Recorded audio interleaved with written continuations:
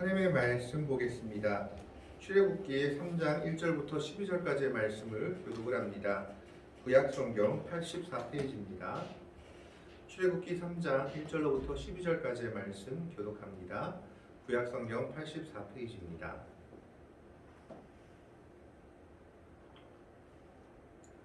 다 찾으신 줄 알고 1절의 말씀을 제가 먼저 봉독해 올립니다.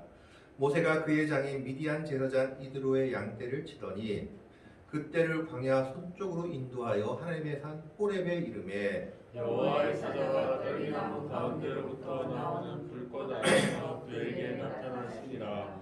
그가 보니 딸기나무 잎이 붙었으나 그 딸기나무가 사라지지 아니하는지라. 이에 모세가 이르되 내가 돌이켜 가서 이 큰 광경을 보리라. 떨기나무가 어찌하여 타지 아니하는고 하니 그때에 여호와께서 그가 버리고 돌이켜 오는 것을 보신지라. 하나님이 딸기나무 가운데서 그를 불러 이르시되 모세야 모세야 하시매 그가 이르되 내가 여기 있나이다. 하나님이 이르시되 이리로 가까이 오지 말라. 내가 선 곳은 거룩한 땅이니 내 발에서 신을 벗으라. 또 이르시되 나는 내 조상의 하나님이나 아브라함의 하나님, 이삭의 하나님, 야곱의 하나님이니라. 모세가 하나님 배웠기를 두려워하여 얼굴을 가리니 여호와께서 이르시되 내가 애굽에 있는 내 백성의 고통을 분명히 보고 그들이 그들의 감독자로 말미암아 부르짖음을 듣고 그 근심을 알고 내가 내려가서 그들을 애굽인의 손에서 건져내고 그들을 그 땅에서 인도하여 아름답고 광대한 땅,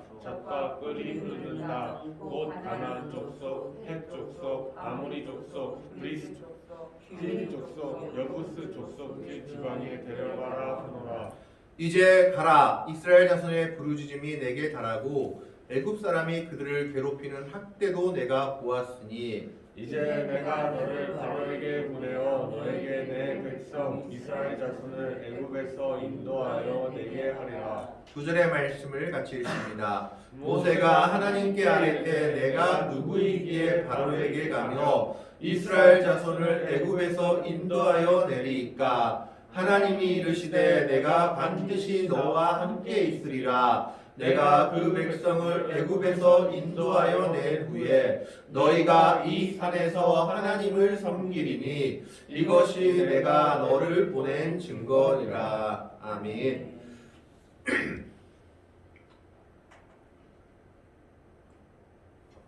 오늘 본문 말씀은 모세의 소명장이라는 부제가 붙은 장입니다.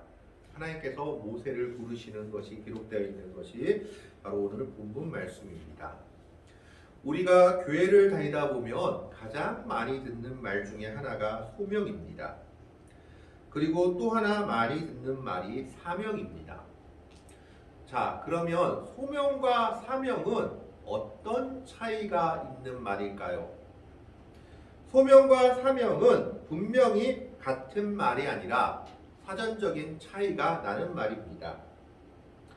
소명이라는 이 단어의 사전적인 풀이는 첫 번째로 임금이 신하를 부르는 명령, 두 번째로 사람이 하나님의 일을 하도록 하나님의 부르심을 받는 일, 부름으로 순화할 수 있다라고 표준 국어 대사전에 기록되어 있습니다. 그러니까 한마디로 이야기하면 소명은 부르는 겁니다. 왕이 신하를 부르거나 하나님께서 자신의 일을 맡기려고 사람을 부르거나 하는 것이 소명입니다. 그렇다면 사명의 뜻은 무엇일까요?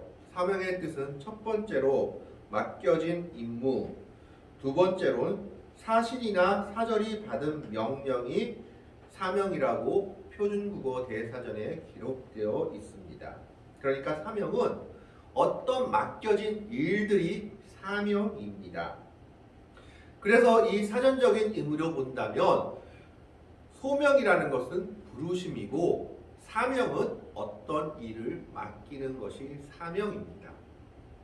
그런데 오늘 본문에서는 하나님께서 모세를 부르시는 소명과 그리고 그에게 일을 맡기시는 사명, 이 두 가지가 함께 다 나타나 있는 것을 보게 됩니다. 오늘 본문 말씀을 보면 하나님은 떨기나무 아래에서 모세를 부르시고 계십니다. 2절 말씀에 보면 여호와의 사자가 떨기나무 가운데로부터 나오는 불꽃 안에서 그에게 나타나시니라. 그가 보니 떨기나무에 불이 붙었으나 그 떨기나무가 사라지지 아니하는지라.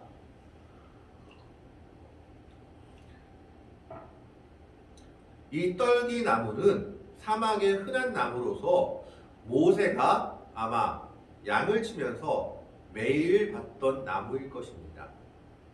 왔다 갔다 하면서 항상 보던 나무인데 그 나무에 어느 날 갑자기 놀라운 일이 하나 생깁니다.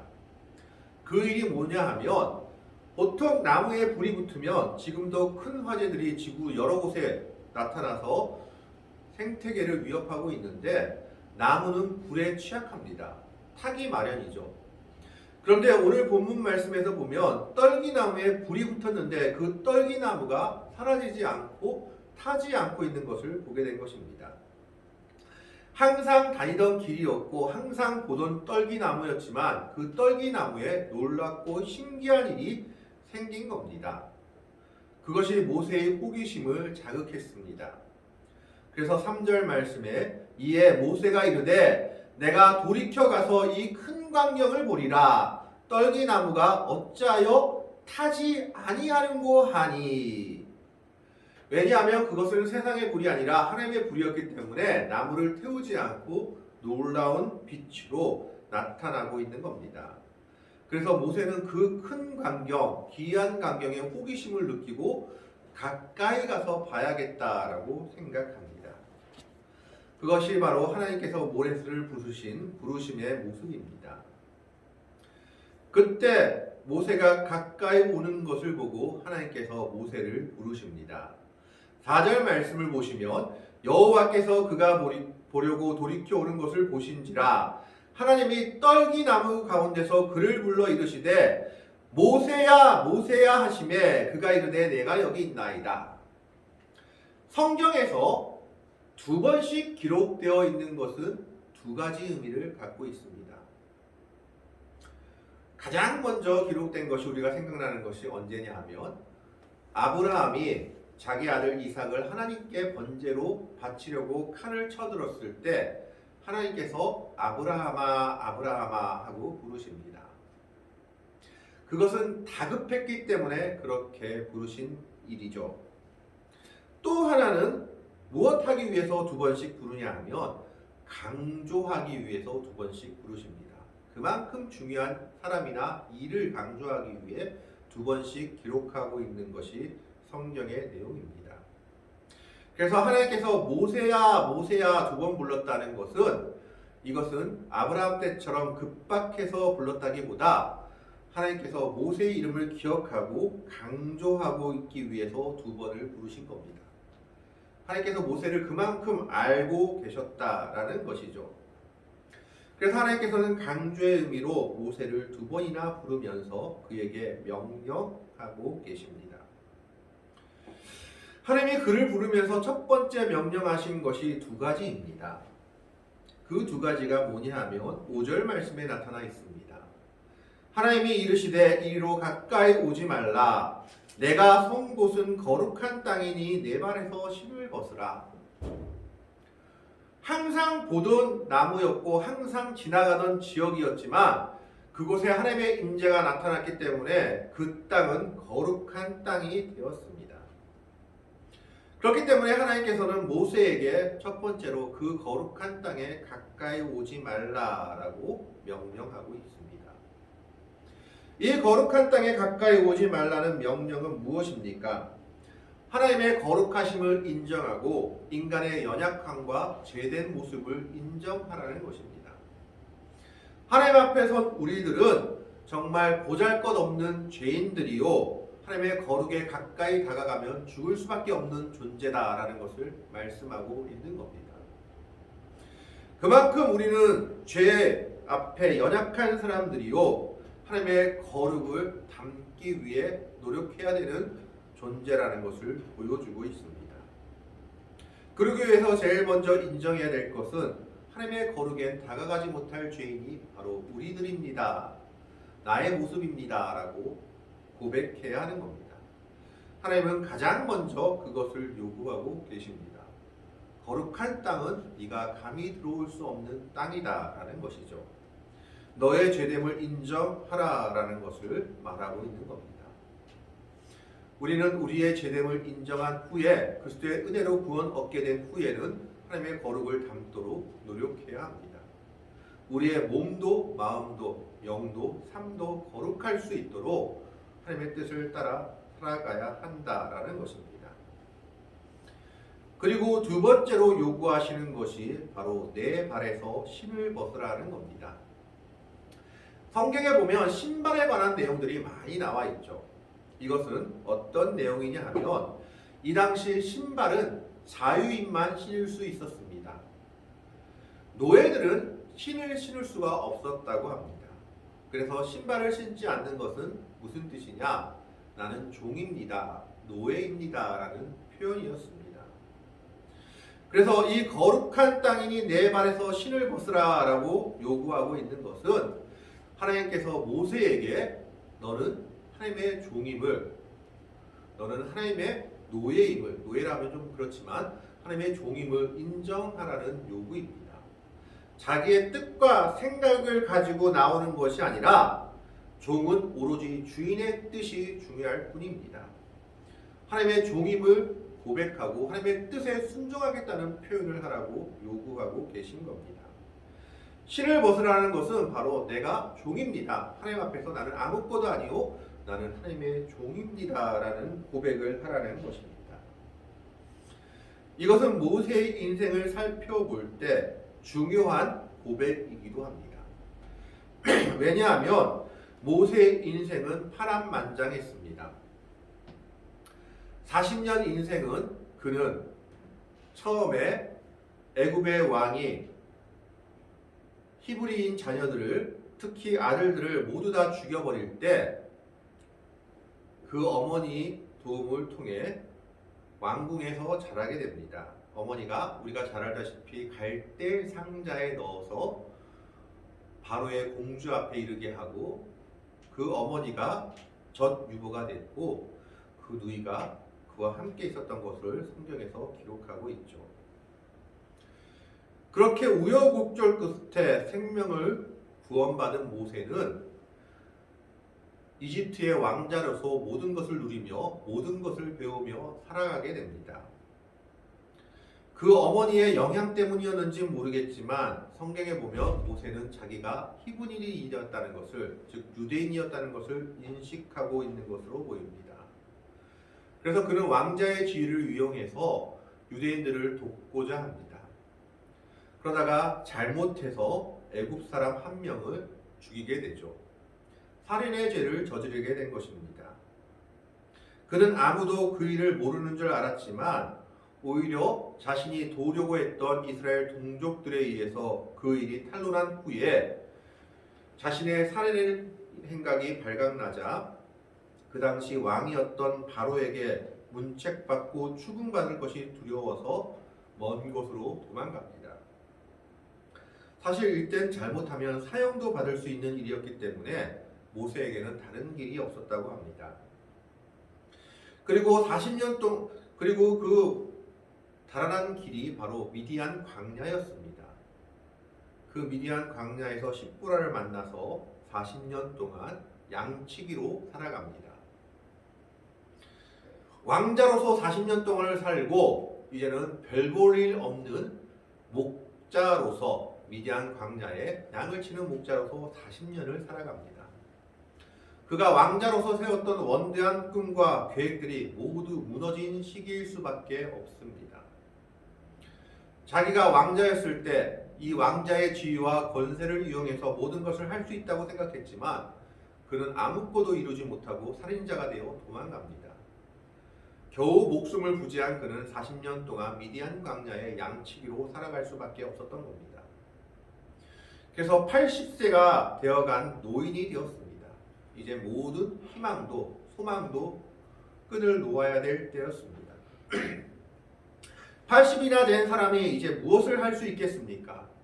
살인자가 된 사람이 이제 무엇을 할 수 있겠습니까? 라고 생각하는 그때에 하나님이 모세를 찾아오신 겁니다. 하나님께서 우리를 찾아오신 그때는 우리가 우리의 인간적인 것을 지고 노력할 때가 아니라 정말 하나님 앞에 나와 우리는 아무것도 없습니다 라고 고백하며 하나님의 은혜밖에 없다라고 고백하는 그 순간에 하나님이 찾아오시는 겁니다. 내 손에 쥐고 있는 것이 너무 많다면, 내 손에 쥐고 있는 것으로 내가 이룰 수 있다고 생각한다면 하나님은 결코 그에게 찾아오지 않으십니다. 왜냐하면 하나님의 능력은 아무것도 없는 데서 시작되기 때문입니다. 우리 손에, 우리 눈에, 우리 삶에 아무것도 잡히지 않는 그때 하나님께서 찾아오셔서 하나님의 일을 시작하시는 겁니다. 바로 하나님은 모세가 그와 같은 순간에 모세를 찾아오시고 모세를 부르시고 계십니다. 모세가 모든 것을 버리고 포기해야 할 순간에 하나님은 그를 부르시고 계십니다. 그러면서 그에게 두 가지를 요구하고 계신 겁니다. 너의 죄됨을 인정하고 하나님의 영광을 인정하라. 두 번째는 신을 벗으라. 내 것을 가지고 이루려고 하지 말고 포기하고 모든 것을 내어놓고 하나님의 종으로서 하나님이 이루시는 말씀에 순종하여 하나님의 일을 이루라고 명령하고 있는 겁니다. 모세는 그 말씀에 순종하였습니다. 그랬을 때 하나님께서는 모세에게 사명을 주시고 계십니다. 그 사명은 우리가 잘 아는 사명이죠. 고통받는 이스라엘 백성들을 데리고 애굽을 떠나서 애굽을 탈출해서 하나님이 그들에게 주시는 젖과 꿀이 흐르는 가나안 땅으로 이스라엘 백성들을 이끌고 가라는 겁니다. 그들의 고통이 부르짖음이 하나님께 도달했기 때문에 이제는 내가 구원자를 세워 그들을 구원하겠다라고 말씀하시며 그게 바로 너다라고 얘기하고 있는 겁니다. 그래서 10절 말씀에 이렇게 얘기합니다. 이제 내가 너를 바로에게 보내어 너에게 내 백성 이스라엘 자손을 애굽에서 인도하여 내게 하리라. 그러자 모세가 이렇게 대답합니다. 11절에 모세가 하나님께 아뢰되 내가 누구이기에 바로에게 가며 이스라엘 자손을 애굽에서 인도하여 내리일까? 모세가 여기에서 아직까지 착각하고 있는 것이 있습니다. 자기가 한다라고 생각하는 거죠. 어떻게 보면 겸손할 수도 있습니다. 왜냐하면 그는 왕자였기 때문에 분명히 애굽의 왕실로 들어갈 수 있는 자격이 있을 수도 있음에도 불구하고 그는 모든 것을 놓아버리며 이렇게 얘기합니다. 내가 누구인데 이집트 왕 앞에 갈 수도 있으며 이스라엘 자손을 구원할 수 있겠습니까? 나는 그런 힘과 능력이 없습니다. 라고 얘기하고 있는 겁니다. 그는 아직까지도 주체를 자기 자신으로 잡고 있는 겁니다. 그러자 하나님이 그에게 대답하십니다. 12절 말씀 보십시다. 하나님이 이르시되 내가 반드시 너와 함께 있으리라. 내가 그 백성을 애굽에서 인도하여 낸 후에 너희가 이 산에서, 지금 시내산을 이야기합니다, 하나님을 섬기리니 이것이 내가 너를 보낸 증거니라. 무슨 말씀이십니까? 내가 하는 것이 아니라 하나님이 하실 것이다 라는 것입니다. 너의 힘이 아니라 하나님의 힘으로, 하나님의 능력으로 이 일이 이루어질 것이다 라고 말씀하고 있습니다. 그리고 이 말씀은 하나님의 은혜 가운데 이루어진 것을 우리는 성경을 통해 보게 됩니다. 하나님은 보잘것없는 모세의 지팡이를 통하여 출애굽의 역사를 이루십니다. 홍해를 가르시고 그리고 왕궁에서 하나님의 역사를 보여주는 능력을 행한 것이 바로 모세의 지팡이였습니다. 그것은 모세가 행한 것이 아니라 하나님이 행하신 일이었던 것입니다. 이것이 오늘 본문 말씀에서 나타나고 있는 모세에게 주신 하나님의 소명과 사명의 모습입니다. 하나님은 모세에게만 소명을 주시고 사명을 주신 것이 아닙니다. 물론 모세에게 주신 소명과 사명이 대단한 것처럼 보이지만 하나님은 하나님의 백성들 모두에게 소명을 주셨습니다. 그리스도를 믿는 이 자체가 바로 하나님의 부르심을 이룬 것입니다. 하나님의 사랑 안에 우리는 그리스도의 은혜로 구원함을 얻은 하나님의 백성들이 되었습니다. 그들 모두를 모세처럼 우리를 하나님께서 부르신 것입니다. 그리스도의 은혜 아래로 부르신 우리들은 하나님의 소명 안에 있는 사람들입니다. 그리고 하나님의 소명 안에 있는 우리들에게 모세에게 사명을 주셨듯이 우리들 모두에게도 사명을 주셨습니다. 각자에게 하나님이 주신 사명들이 있습니다. 때로는 그 사명이 모두 다 같은 것은 아니고 경중에 차이가 보인다고 할지라도 그 모든 것은 가장 귀한 사명입니다. 가장 첫째로 우리에게 주신 사명은 하나님의 백성들이 하나님의 은혜 아래 하나님의 거룩을 담도록 예수님을 담도록 살아가도록 명령하신 그 사명입니다. 그리고 그 외에도 우리의 삶을 통해서 우리가 나중에 가게 될 직장이나 삶의 터전에서 주신 사명들이 있습니다. 우리는 그 사명을 감당할 수 있어야 합니다. 그리고 그 사명은 우리의 힘으로 감당하는 것이 아니라 하나님의 은혜와 능력으로 감당하는 것임을 오늘 모세에게 소명을 허락하시고 사명을 주신 하나님의 말씀을 통해서 우리에게 말씀하고 있습니다. 모세가 자신의 것을 내려놓고 자기에겐 아무 것이 없다고 생각했을 때 하나님은 그에게 나타나셔서 새로운 소명과 사명을 허락하셨습니다. 오늘 우리도 하나님 앞에서 우리는 아무 능력도 없는 사람이요 우리는 아무 힘도 없는 사람이지만 하나님만을 의지한다고 고백할 때 하나님은 우리에게 나타나셔서 모세에게 주신 소명과 사명을 우리에게도 허락해 주실 것입니다. 모세가 자신의 힘이 아니라 하나님의 힘으로 이스라엘 백성들을 애굽에서 구원했고 가나안 땅으로 인도하신 것처럼 하나님은 하나님의 백성들인 우리들에게도 하나님이 주신 소명과 사명을 완수할 수 있는 힘과 능력을 주실 것입니다. 오늘 우리는 그 사실을 기억하면서 정말 우리의 능력을 의지하는 것이 아니라 하나님의 힘과 능력, 그리스도의 사랑만을 의지하며 주님께서 우리에게 주신 소명을 기억하며 하나님께서 우리에게 맡겨주신 사명을 완성할 수 있는 사명을 감당하여 하나님의 영광을 나타낼 수 있는 귀하고 복된 성도들이 될 수 있기를 정말 그 사명을 주님 앞에 끝까지 충성함으로 마칠 수 있는 충성된 주의 종들이 될 수 있기를 주님의 이름으로 간절히 축원합니다. 기도하겠습니다.